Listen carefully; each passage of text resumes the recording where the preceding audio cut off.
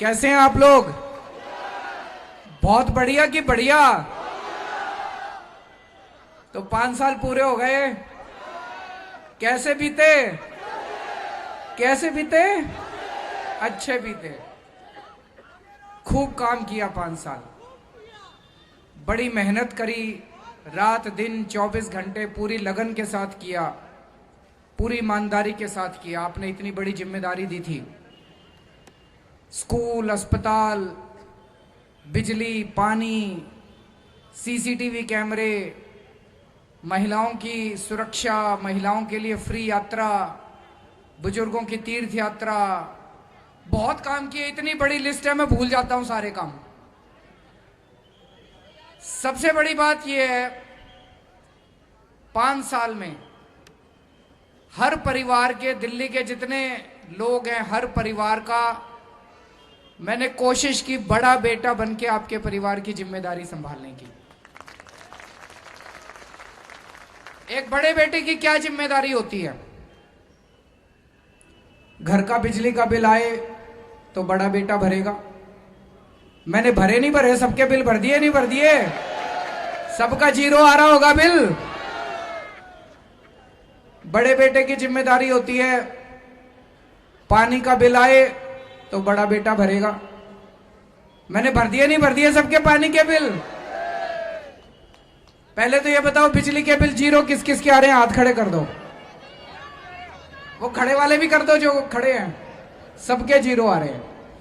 पानी के बिल जिस जिस के 0 आ रहे हैं, जरा हाथ खड़े कर दो।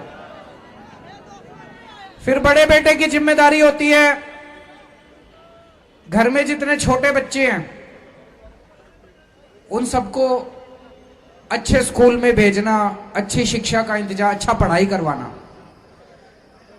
मैंने सारे दिल्ली के सारे बच्चों के लिए अच्छी पढ़ाई का इंतजाम करा नहीं करा? स्कूल सुधरे नहीं सुधरे? जोर से बता देना, स्कूल सुधरे नहीं सुधरे?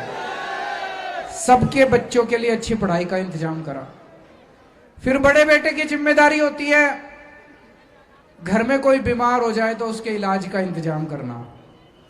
आपके लिए मोहल्ला क्लिनिक खोले, पॉली क्लिनिक खोले। दिल्ली के सारे सरकारी अस्पतालों में सारा इलाज मुफ्त है। आपके घर में, दिल्ली के किसी परिवार में कोई बीमार हुआ, उसकी जिम्मेदारी आपके बड़े बेटे ने उसका इंतजाम किया, उसके इलाज का।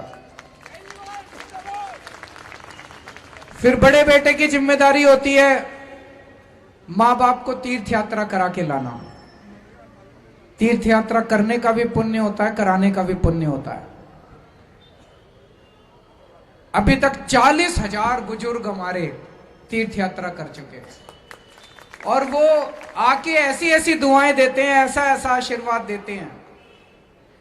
5 साल में भाई साहब एक भी पैसा नहीं कमाया, लेकिन दुआएं बहुत कमाई है, आशीर्वाद बहुत कमाया है।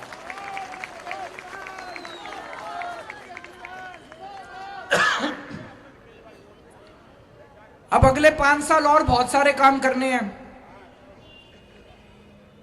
सबसे पहली बात तो ये जितने बीजेपी वाले हैं ये फैला रहे हैं, कह रहे हैं ये 200 यूनिट बिजली जो है ना, ये केजरीवाल ने 31 मार्च तक ही कर रखी है।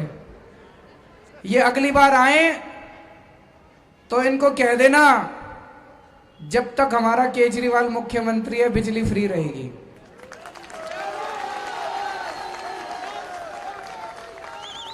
हाँ, अगर आपने बीजेपी को वोट दे दिया, बीजेपी ने तो ऐलान कर दिया है कि अगर वो आएंगे तो वो बिजली फ्री कैंसिल कर देंगे, बिजली फ्री नहीं रहेगी। बाबूजी कह रहे हैं वो पिछले भी ले लेंगे।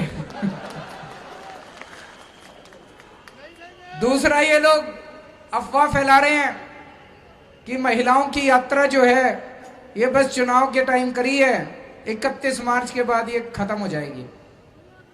वो भी इनको कह देना कि हमारा केजरीवाल कह के गया है, महिलाओं की यात्रा तो जारी रहेगी रहेगी, स्टूडेंट्स की यात्रा भी फ्री करेंगे इसके बाद चुनाव के बाद।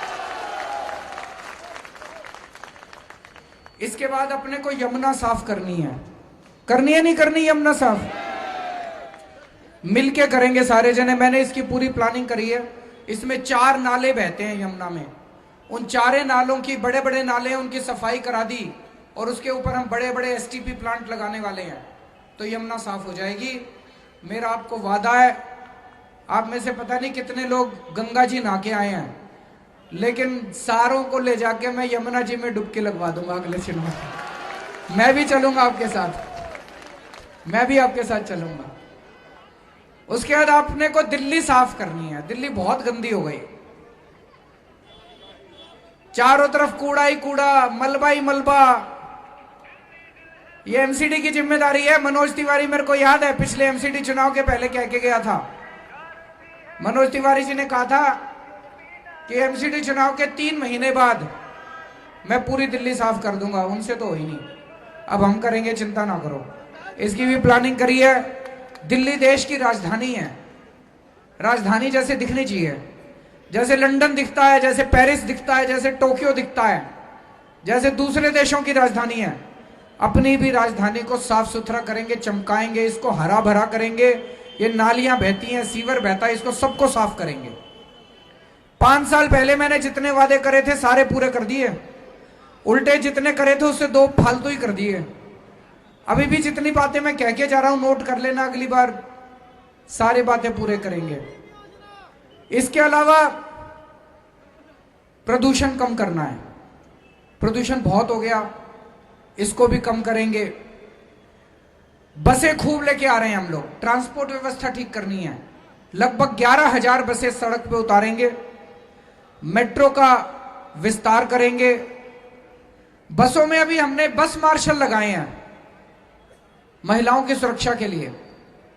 मैं कई महिलाओं से बात करता हूं, वो कहते हैं जी इसका बड़ा फायदा हुआ है जब से ये लगे हैं। कई लड़के छेड़छाड़ करते थे, वो बंद हो गई। कई बार जेब कतरे होते थे, उसमें काफी कमी आई है। मैं ये तो नहीं कहूंगा बंद हुए, लेकिन काफी कमी आई है। बसों के अंदर जो अपराध होते थे उसमें काफी कमी आई है। अब उससे सीख के हम लोग पूरी दिल्ली में, हर मोहल्ले में, हर कॉलोनी में हम मार्शल नियुक्त करेंगे। जैसे बसों में मार्शल नियुक्त करें, ऐसे पूरी दिल्ली के अंदर मार्शल नियुक्त करेंगे, आपकी सेफ्टी के लिए, महिलाओं की सुरक्षा के लिए, अपराध कम करने के लिए।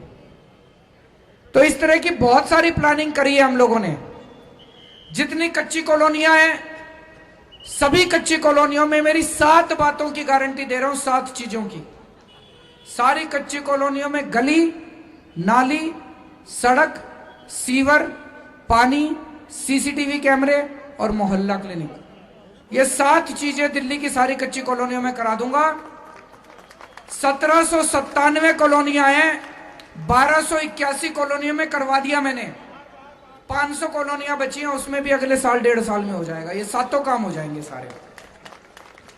जितने झुग्गी वाले हैं, 10,000 झुग्गी वालों को हमने पक्के मकान में शिफ्ट कर दिया ऑलरेडी। अब जितने बचे हैं उन सब के लिए पक्के मकान बनवा रहा हूं। जहां आपकी झुग्गी है उसके आसपास ही बनवा रहा हूं। सब लोगों को इज्जत की जिंदगी देंगे। झुग्गी में आदमी मजबूरी में रहता है क्योंकि पैसे नहीं होते। सबको इज्जत की जिंदगी देंगे, पक्का मकान बनवा के देंगे। तो ये सारे, बहुत सारे और भी बहुत सारे काम करने हैं। मोटे मोटे ये वाले काम हैं। पिछले 5 साल में हम सब लोगों ने मिलके, मैं अकेला कुछ नहीं हूं जी, केजरीवाल बहुत छोटा आदमी है। ये तो आपकी मेहरबानी थी। पता नहीं आपको क्या लगा, 5 साल पहले आपने इतनी बड़ी जिम्मेदारी दे दी इस छोटे से आदमी को। लेकिन पिछले 5 साल में हम दिल्ली के 2 करोड़ लोगों ने मिलके दिल्ली को चमकाया है, दिल्ली को संवारा है। अपनी बिजली ठीक करी, पानी ठीक करा। 24 घंटे बिजली आती है। अब पूरे देश में कहीं नहीं आती 24 घंटे। 24 घंटे बिजली आती है और फ्री में आती है। पूरी दुनिया में कहीं नहीं है ऐसा सिस्टम कि 24 घंटे आप बिजली आए और फ्री में आए। तो 5 साल में हम लोगों ने अपनी बिजली, पानी, स्कूल, अस्पताल ठीक करे हैं, सीसीटीवी कैमरे लगाए हैं। अब ये पिछले कुछ दिन में मैं देख रहा हूं, अमित शाह जी रोज आते हैं और हमारी बेइज्जती करके चले जाते हैं। कल यहां भी आ रहे हैं, बता रहे हैं,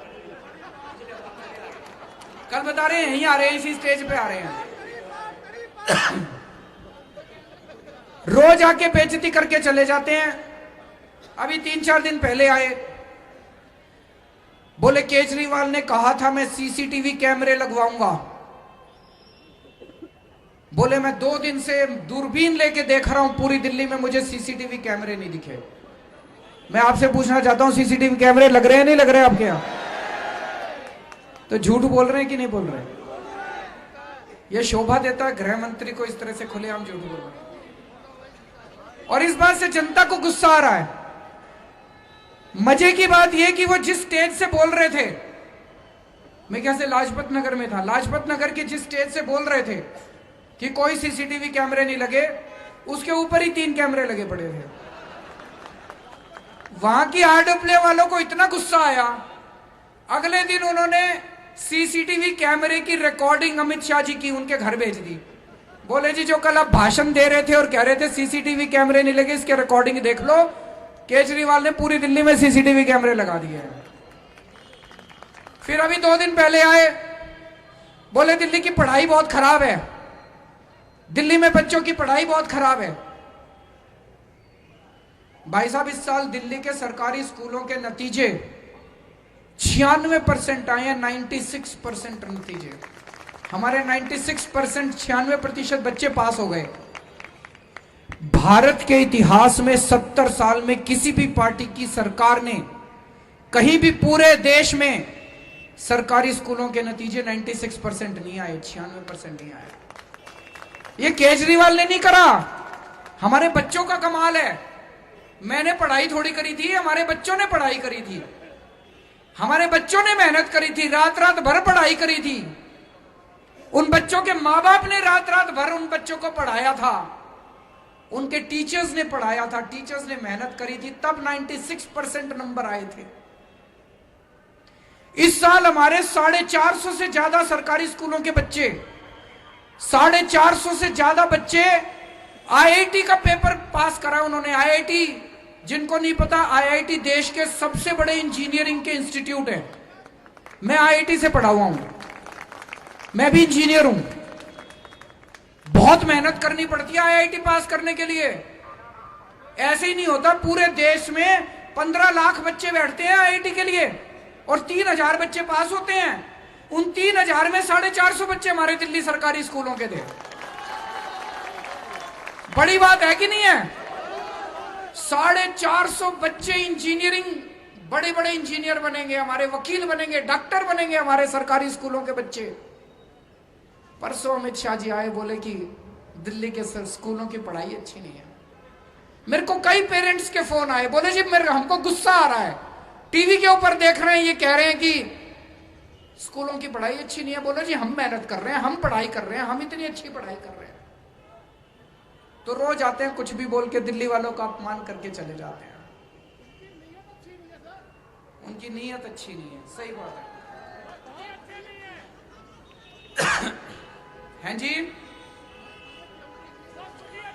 आजकल इन्होंने प्रचार करने के लिए, इस बार दिल्ली की राजनीति में एक और बड़ी बात हो रही है। सारी पार्टियां इकट्ठी हो गई। पहले दिल्ली में 3 पार्टियां थी, बीजेपी, कांग्रेस, आम आदमी पार्टी। अब ये सारों ने गठबंधन कर लिया। इस बार BJP, Congress, JDU, RJD, LJP, पता नहीं कितनी पार्टियां उठा के ले आए पूरे देश से, और सारे मिलके, इनका सबका एक ही मकसद है, केजरीवाल को हराना। इनके पास दिल्ली का कोई विजन नहीं है। बीजेपी ये नहीं बता रही कि इन्होंने एमसीडी में 10 साल में क्या काम करा। ये कहते हैं हमने सीसीटीवी कैमरे नहीं लगाए, हमारे स्कूल खराब है। तुम बता दो तुमने एमसीडी में क्या काम करा। तुम्हारे को दिल्ली के लोगों ने एमसीडी की जिम्मेदारी दी थी, एक काम बता दो। तुमको दिल्ली के लोगों ने पुलिस की जिम्मेदारी थी, एक काम बता दो। पुलिस से दुखी रहती है कि नहीं रहती जनता? आप अपने काम गिनाओ, अच्छे काम गिनाओ। अब ये सारी पार्टियां इकट्ठी हो गई है, और अब ये इससे भी काम नहीं चला इनका। अब ये सारे अपने 200 कहने 200 एमपी लेके आएंगे बाहर से। अमित शाह जी लगे हुए हैं, पहले खुद ही मनोज तिवारी लगे हुए हैं। कल विजय रूपानी आए थे, गुजरात के मुख्यमंत्री। गुजरात के मुख्यमंत्री आके मेरे को गालियां दे रहे थे। वहां पे जो जनता थी, जनता ने पूछा उनसे, उन्होंने पूछा विजय जी ये बताओ, रूपानी साहब ये बताओ, गुजरात में बिजली क्या रेट है? वो बोले 10 रुपए यूनिट। तो जनता बोले जी यहां तो हमारे केजरीवाल ने फ्री कर रखी है बिजली। तो बोली आप जाके पहले अपने गुजरात को संभालो ना, वहां बिजली फ्री करो, पहले हमको भाषण देने क्यों आ गए, हमको सिखाने क्या सिखाने आए हो हमको। आज मनोहर लाल खट्टर साहब आए हुए थे, हरियाणा के मुख्यमंत्री, सारे बुला लिए इन्होंने, सारे मुख्यमंत्री बुला लिए, सारे सांसद बुला लिए, अमित शाह जी आ गए, मनोज तिवारी आ गए, सारे आ गए दिल्ली में, सारे धुरंधर देश के, और सबका एक ही मकसद है, केजरीवाल को हराना। सारे लगे पड़े हैं मेरे पीछे।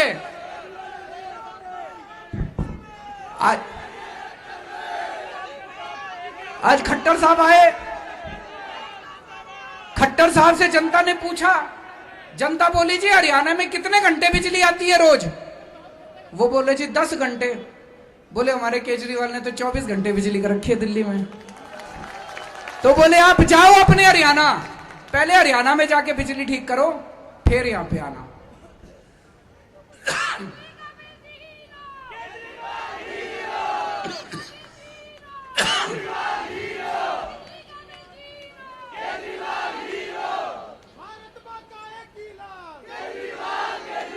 मेरी यहां पे कई बीजेपी वाले भी बैठे होंगे, कांग्रेस वाले भी बैठे होंगे, और अगर नहीं बैठे हो तो आपको अगर बीजेपी कांग्रेस वाले मिले तो उनसे बात करना जरा। मेरी हैं जी नहीं, बीजेपी वाले भी अपने परिवार का हिस्सा है।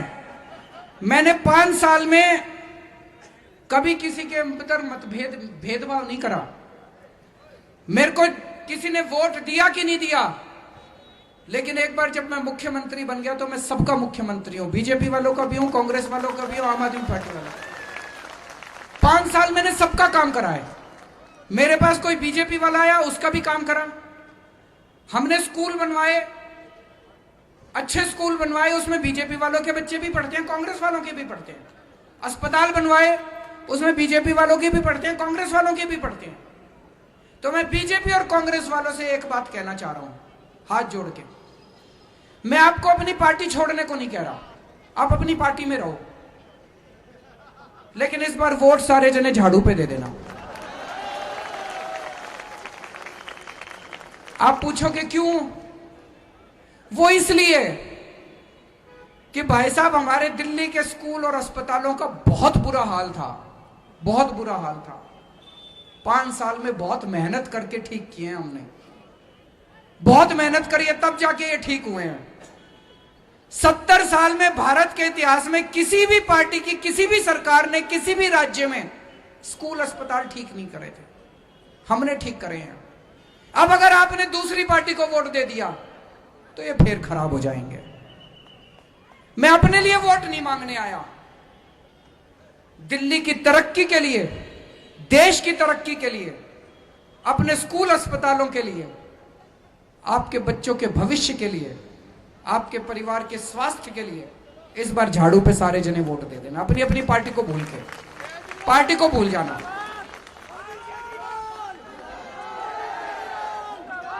दूसरा, एक बात बताओ, बीजेपी कांग्रेस वालों से ही पूछ रहा हूं, एक बात बताओ, पिछले 5 साल में जब जब आपके बच्चों की स्कूल वालों ने फीस बढ़ाई थी, बीजेपी कांग्रेस आपके काम नहीं आई थी? केजरीवाल ने आपके बच्चों की फीस कम कराई थी, केजरीवाल ही काम आया था। पिछले 5 साल में जब जब आपके घर में कोई बीमार हुआ था, बीजेपी कांग्रेस वाले पूछने नहीं आए थे क्या हाल है?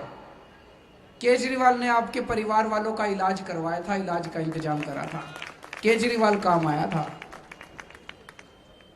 पिछले 5 साल आपके सुख दुख में हर चीज में केजरीवाल काम आया है, अगले 5 साल भी केजरीवाल ही काम आएगा। मैंने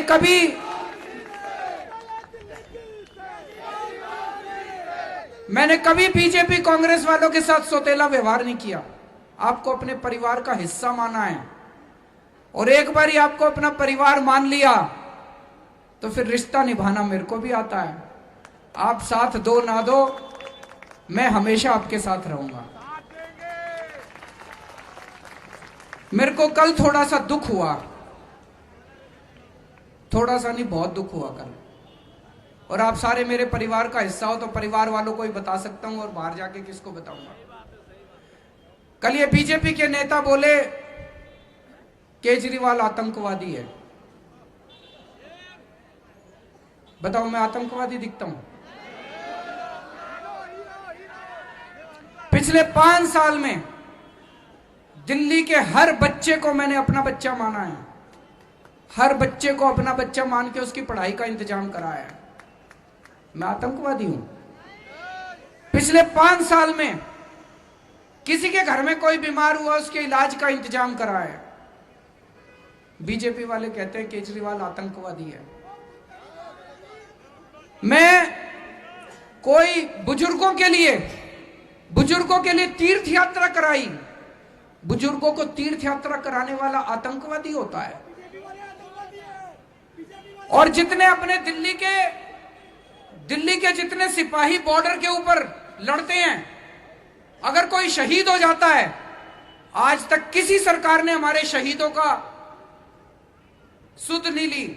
मैंने उनके शहीदों के परिवार को 1 करोड़ रुपए की सम्मान राशि दी, और उनके परिवार का हम लोगों ने इंतजाम करा। और ये कहते हैं मैं आतंकवादी हूं। दोस्तों, मैंने अपना पूरा जीवन तन मन धन देश के लिए न्यौछावर कर रखा है। इनकम टैक्स में कमिश्नर की नौकरी करता था, उस टाइम थोड़ी पता था कभी मुख्यमंत्री बनेंगे। इनकम टैक्स में कमिश्नर की नौकरी करता था, चाहता तो करोड़ों रुपए कमा सकता था। अपनी नौकरी छोड़ के अन्ना के साथ आंदोलन में लग गए हम लोग, भ्रष्टाचार के खिलाफ आंदोलन। मेरे को याद है 2013 में 2 बार अनशन किया था मैंने। डायबिटीज का मरीज हूं, शुगर की बीमारी है, इंसुलिन लेता हूं मैं, 4 बार इंसुलिन लेना पड़ता है। इंसुलिन का इंजेक्शन 4 बार लगता है दिन में। सभी डॉक्टर मानते हैं कि अगर कोई डायबिटीज का मरीज इंसुलिन लेता है, अगर वो 3 से 4 घंटे अगर भूखे रह जाए तो उसकी मौत हो सकती है। जब मैं 15 दिन का मैंने अनशन करा, सारे डॉक्टरों ने मना करा, सबने कहा जी 24 घंटे से ज्यादा जिंदा नहीं बचोगे आप। भ्रष्टाचारियों के खिलाफ अनशन करा था, देश के अंदर जो भ्रष्टाचारी बड़े बड़े थे उनके खिलाफ अनशन करा था मैंने, उनको जेल भिजवाने के लिए अनशन करा था। लेकिन ऊपर वाले की दया है कि 15 दिन भूखे रह गया, मेरे को कुछ नहीं हुआ। ऊपर वाले की दया से आज आपके सामने जिंदा खड़ा हूं। तो अपनी जान भी दांव पे लगाई देश के लिए, और ये कहते हैं कि केजरीवाल आतंकवादी है। कल शाम को जब मैं अपने घर गया, मैं अपने माता पिता के साथ रहता हूं, मेरे माँ बाप भी साथ ही रहते हैं। कल शाम को रोज शाम को जब घर जाता हूं ना, तो थोड़ी देर उनके साथ बैठ के बातचीत करता हूं मैं कि पूरा दिन कैसा बीता। वो मेरा इंतजार कर रहे थे, कल बहुत दुखी थे। बोले सवेर से टीवी पे चल रहा है कि केजरीवाल आतंकवादी है, केजरीवाल आतंकवादी है। बोले हमारा बेटा कट्टर देशभक्त है, हमारा बेटा आतंकवादी नहीं हो सकता। मैंने आप लोगों का पिछले 5 साल से मैंने पूरी कोशिश की है, पिछले 5 साल से आप लोगों का बेटा बन के आपकी सेवा करने की। अब निर्णय आप लोगों को करना है कि आप मुझे अपना बेटा मानते हो या आतंकवादी मानते हो। 8